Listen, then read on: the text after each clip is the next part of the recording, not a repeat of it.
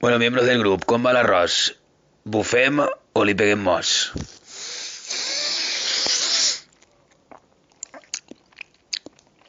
Aquí una margoreta més bona, primo. Esta és la del Sinatra.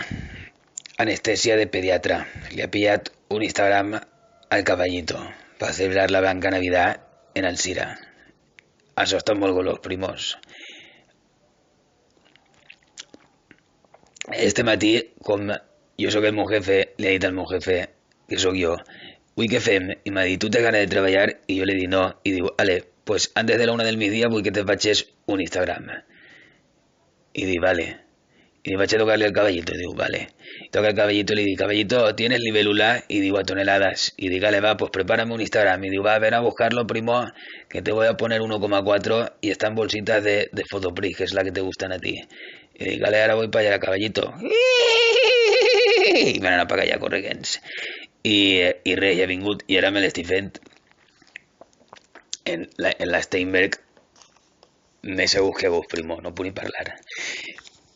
Bueno, miembros y miembras del grupo, porque ahora tenim el placer de darle la bienvenida a la primera fémina femenina del grupo, Noelia la Mangante. Però tranquils, tots els membres del grup, que la ficat en el grup perquè és un grup virtual. Si fora en persona, no l'haguera ficat perquè és més criptòmana que la Winona Ryder. Vale, la Mangante, bienvenida, eres la millor i vull que sàpies que sí, som un grup que no n'hi ha machisme ni discriminacions de ningún tipus per ser una dona, ¿vale? Així som tots iguals i està tot de puta mare, ¿vale? Lo únic que no vaig enviar fotos de musculitos ni de pius ni de res, perquè o si no, te no mirarem. I ja si envies una foto de Cristiano Ronaldo, directament te tirarem del grup, però per la finestra a 180. ¿Queda clar? A ver, bonica, bienvenida. Bueno, y en otras cosas de orden, que sapiau que ja tenim on està el varadero de los Popeju. Estan tancats en Picassent en previsión preventiva porque eran prestaferros de un importante mafioso búlgaro llamado Yordanov.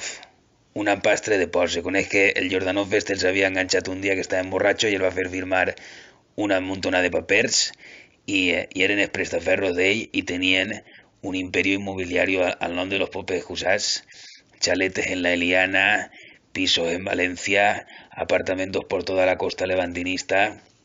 Bueno, un imperio de miedo. Los dos Popejos, ahí donde los veías. I se coneix que este Jordanov els anava molt amb bitllets i per això tenia sempre diners damunt del pop. Pero això, se coneix que han enganxat a 2 o 3 cabecillas de la organización, pero al final el fill de puta Ixe s'ha escapat, però han enganxat, han cantat i han agarrat a los Popejos. Però ja està parlant jo este matí en el seu abogat, uno que li diuen Guillermo Mosquera, molt bon xic, un gordo, que sap molt de lleis i sap molt bé, parla molt bé de lleis i tot. L'únic que tenia, bueno, pues el xic s'havia atacat, tenia una ataca de bayonesa en la corbata, però això mos pot passar a tot el món. I m'ha dit el xic que, com ells sempre anaven borratxos, ell va recurrir com que ells estaven borratxos i no sabien el que firmaven. I al Jordanov este, dir-li que si t'enganxem, t'amollaré a roca i roca i t'ha de rodar el coll com si fora tapó de llimonar. Fill de puta, després t'ha d'arrencar un ou, a veure si quan tornes a Bulgària t'hi trobes el Lubo Penev i entre els dos feu un estroco. Vale? Fill de la gran puta, cuidado que t'enganxem. Y por último, la anécdota de la semana. Ahir vaig dinar en un famós. Resulta que tenia que vindre ma mare a fer-nos el putxero de Nadal allà a carrer Piletes i havien convidat a tot el món, a tota la gent del piso, però al final no han pogut vindre els Popeju perquè els ha enganxat la policia i estan en la càrcel i tampoc va vindre l'epidèmia perquè es va quedar en el seu amiguet el Corfa, que li havien fet un regal, un xou de la PlayStation que s'han enganxat, que és de granjeros, que fan una granja i fiquen les valles i lliguen les vaques i acampen el fem i tot això, coses de granjeros. I això no va poder vindre tampoc. I està fet de putxero ma mare i me diu, ves al Mercadona i compram 2 Carlotes. I em vaig al Mercadona a comprar 2 Carlotes, ja estic així per ahí, i me fijo en uno que estava ahí demanant, que anava vestit de Papà Noel, Pero en compte d'un gorro de Papá Noel tenia una gorra dice de pulverizar para la mosca. Una barba de 4 o 5 dies, brut, com un palo galliner. I li dic, me quedé mirant-lo, vosaltres vos recordeu de la Babalà? Que eren tres que estaven subnormals perdus, que no paraven de fer subnormales i gilipollades. Pues dels tres que estaven tot el rato fent gilipollades, n'hi havia uno que feia tantes gilipollades que els altres dos pareixien normals. Que era, ixe que tenia cara de marcianito assustat, de Star Trek, i jo me quedé mirant-lo i dic, tu no eres el de la Babalà? I diu, sí. I dic, què fas així demanant, xe? I diu, ai... I dic, com te diuen tu, Choni, Poti o Tiriti? I diu, dona igual, dona igual. Diu, tens un cigarro? I dic, sí, no tinc un cigarro, dic, tinc d'essa que me vas comprar el tabaco, només me n'ha fumat a 3, però no vull donar-te'n. I diu, per què? I dic, perquè jo normalment no tinc per costum donar-li cigarros a drogadictos. I me diu, yo no soy drogadicto, ¿no? Y dic, ¿no? ¿Y qué eres? Y digo, borracho y fumador. Y dic, primo, tu no eres famós? Dic, estàs fet un bunyol. Dic, a què te dediques? I diu, jo ara soc tatuador. I dic, pues fem un tatuaje del meu ídolo Fernández Gómez Colomer, Fernando Gómez Colomer. I diu, és que no tinc la maquineta de fer tatuatges. I dic, pues eres tatuador sense maquineta. I dic, això com ser camionero sense camió. Això que merda és, che? I diu, va, dona'm un cigarro. I primo, me vaig apiadar d'ell. I li dic, saps què te dic? Mon anem a ma casa a dinar que està fent ma mare puchero. I me l'emporté a casa a dinar, prim. I arribem a casa que estava ma mare cuinant en el delantal. I me diu, Eduardo, què és això que portes ahí? I dic, mamà, un famós. I diu, com que un famós, che? I dic, ¿tú te recuerdas de la Babalà?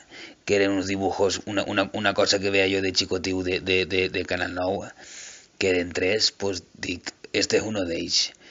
I diu, pues si està fet una escopinyà, i diu, ja ho sé, per això l'ha portat a casa perquè m'ha donat pena, i diu, vale, pues dile que se duche immediatament.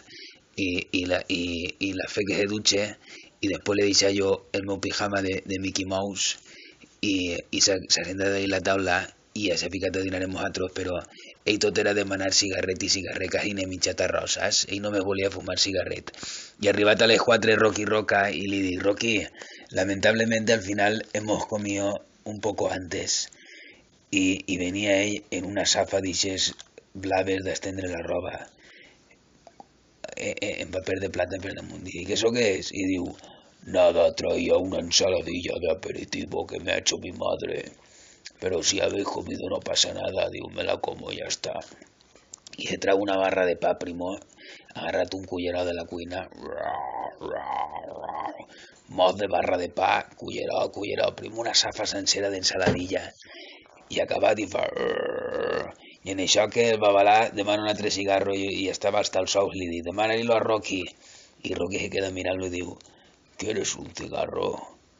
I diu a l'altre, sí. Y diu, ¿te vienes conmigo a la habitación? Y diu a l'altre, sí. I s'alça Rocky primo i l'ha agarrat, teu xuret, el agarrat d'un braç que pareixia el pobre, l'altre, una tasseta de cafè.